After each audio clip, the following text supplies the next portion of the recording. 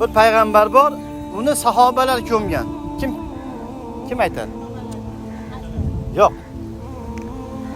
Tabiiyki Rasulullohdan tashqari aytmoqchiman-da. Rasulullohni endi aniq sahobalar ko'mgan. Yo'q, Iso alayhissalom emas. Hali ko'milmadi-ku u kishi. Ko'milib bo'lgan demoqchiman.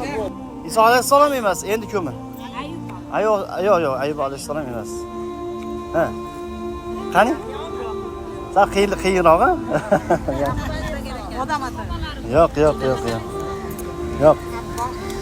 Yo'q, Hazrat Ali emas. Menimcha shahar berasizlar-ku. Sahobalar ko'mgan payg'ambar bu Doniyor payg'ambar.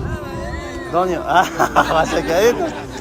Qarang, Doniyor payg'ambar oxiri R aytsa ham, L aytsa ham to'g'ri. Doniyor yoki Doniyor payg'ambar. U kishi qarang, mana tarixi bor-da.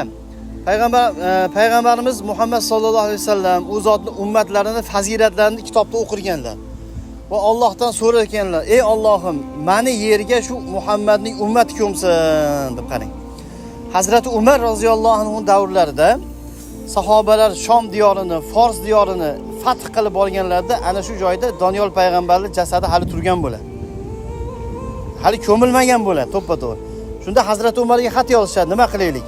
Hazrati Umar kechasi ko'minglar, 10 dan oshiq qabrlar ko'lab turib, qaysi biriga ko'mganlarini odamlar bilmasin. Sababi, agar bilib qolishadigan bo'lsa, borib erta shirk amallarni qilib olishlari mumkin.